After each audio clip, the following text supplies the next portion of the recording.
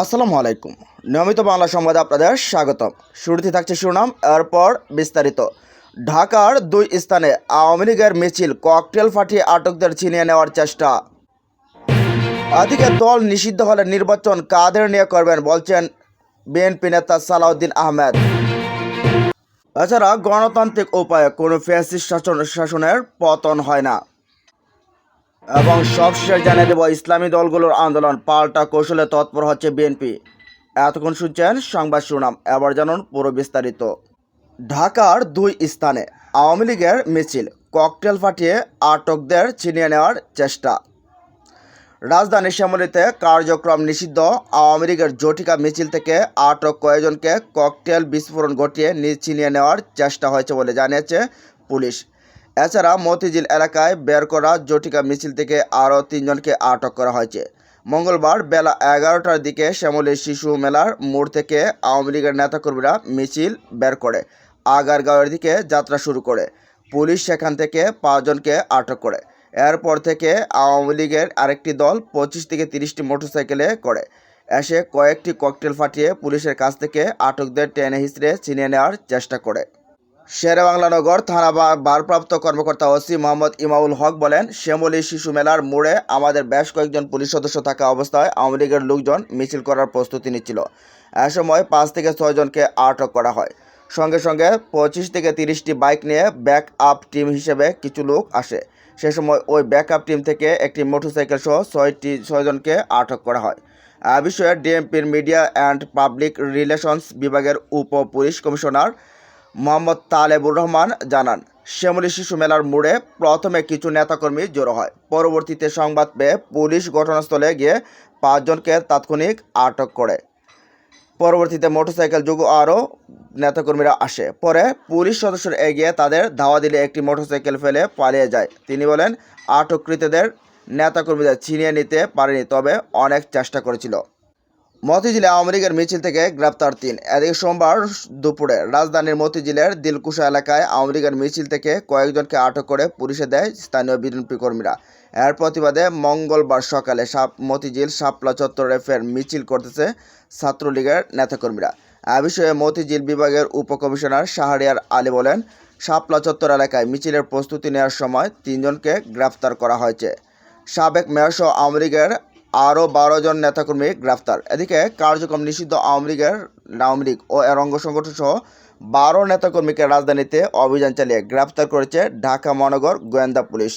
গ্রেফতারকৃতদের মধ্যে আছেন গফুরগাঁও পৌরসভার সাবেক মেয়রও। সোমবার রাজধানীর বিভিন্ন এলাকায় অভিযান চালিয়ে তাদের গ্রেফতার করা হয় বলে জানিয়েছেন ডিবি। মঙ্গলবার ডিএমপির মিডিয়া অ্যান্ড পাবলিক রিলেশনস বিভাগের police commissioner DC Mohammad Talebur Rahman এ তথ্য জানান। ডিবি সূত্রে জানা যায়, দীর্ঘদিন ধরে কার্যক্রম নিষিদ্ধ আওয়ামী লীগ ও এর সহযোগী অঙ্গ সংগঠনের কিছু নেতাকর্মী গোপনে সাংগঠনিক কার্যক্রম চালিয়ে আসছিলেন। গোপন সংবাদের ভিত্তিতে অভিযান চালিয়ে তাদের গ্রেফতার করা হয়। গ্রেফতারকৃতরা হলেন বরগুনা জেলার বেতাগী উপজেলার 5 নং বুড়া মজুমদার ইউনিয়ন আওয়ামী লীগের সাবেক সম্পাদক ও অন্যান্য আওয়ামী লীগের নেতাকর্মী।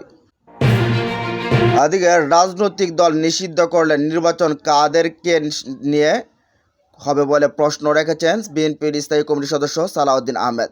মঙ্গলবার রাজধানীর গুলশানের নিজ বাসভবনে সাংবাদিকদের সঙ্গে আলাপকালে তিনি একথা বলেন। সালাউদ্দিন আহমেদ বলেন, নিষিদ্ধ যদি চাইতে হয় স্বৈরাচার ও ফ্যাসিস্টদের দোসর হিসেবে 28টা দলের রাজনৈতিক কর্মকাণ্ড দলকে নিষিদ্ধ চাইতে হবে। তাহলে নির্বাচনটা কাদেরকে নিয়ে হবে?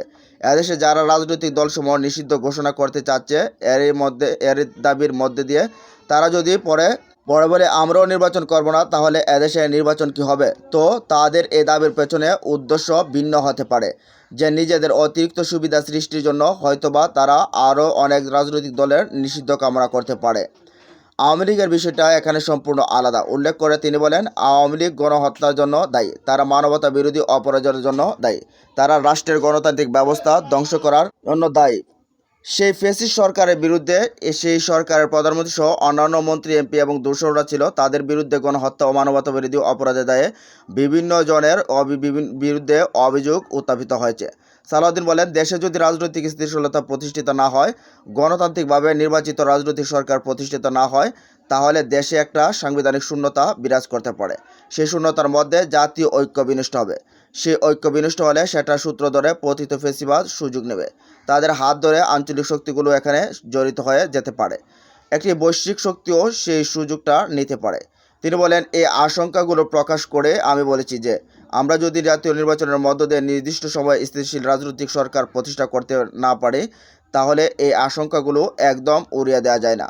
শুধু জাতীয় নিরাপত্তা হুমকির মধ্যে পড়বে তা নয়, এখানে আঞ্চলিক নিরাপত্তার বিষয়টিও জড়িয়ে যেতে পারে।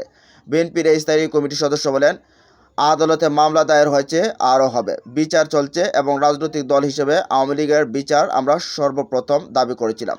গণহত্যা এবং মানবতা বিরোধী অপরাধের জন্য রাজনৈতিক দল হিসেবে তাদের বিচারের আওতায় আনা হোক, সেটা আদালত নির্ধারণ করবে। তারা এদেশে রাজনীতি করতে পারবে কি পারবে না এবং নির্বাচন করবে পারবে কি পারবে না। সেই প্রক্রিয়ায় যদি আরও কোনো রাজনৈতিক দলের বিরুদ্ধে সেই অভিযোগ থাকে, সেটা আদালতে উত্থাপন করা যেতে পারে। আইন আগে ছিল না, এখন তো সংশোধিত হয়েছে।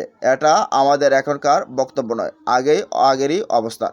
তিনি বলেন, আমরা আলোচনায় যাচ্ছি, আগামীকালও বুধবার আলোচনা হবে। আলোচনার প্রেক্ষিতে যা কিছু প্রস্তাব দেওয়ার আমরা ওখানে দেব বা আলোচনা করব। আমরা নীতি ঠিক করেছি যে এমন কোনো প্রক্রিয়াকে আমরা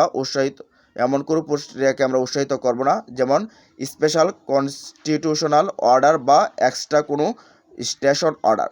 যাই হোক, যেই প্রক্রিয়া বিদ্যমান সংবিধান বহাল থাকা সত্ত্বেও আবার অনুমোদিত হবে, তাহলে একটা খারাপ নজির সৃষ্টি হবে। কারণ 2 ও 5 বছর পরে একই প্রক্রিয়া যদি আরও কোনো দল যদি আবার একইভাবে সংবিধান সংশোধিত হোক, তাহলে সংশোধনেরও প্রয়োজন হবে না। দেশে বিদ্যমান সংবিধানেরও কোনো মূল্য থাকবে না। সেটাতে খুব একটা অরাজকতা সৃষ্টির জন্য আমরা একটা পথ খুলে যাব, সেটা আমরা চাই না।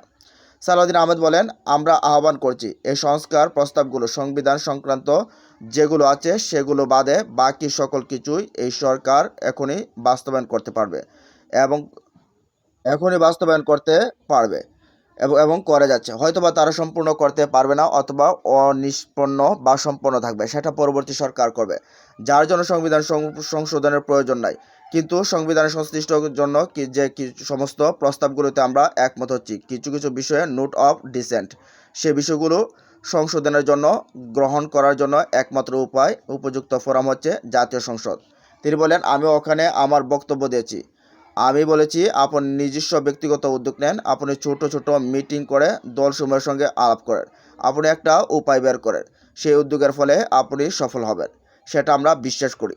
আমি বলছি, সবার প্রত্যাশা থাকতে পারে, কিন্তু আমাদের বিশ্বাস আছে। দ্বিতীয় হচ্ছে, আমরা সুপ্রিম কোর্টের কাছে মতামত নিতে বলেছি যে এই সংশোধনগুলো সংবিধানের জাতীয় সনদ ছাড়া অন্য কোনোভাবে এখনই করার জন্য কোনো উপায় আছে কিনা।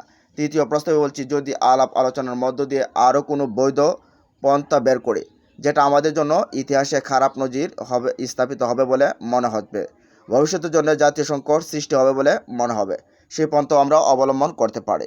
কী পন্থা হতে পারে, সেটা হয়তো আমরা আলোচনার মধ্য দিয়ে বের করতে পারবো। সেই আলোচনা অব্যাহত আছে।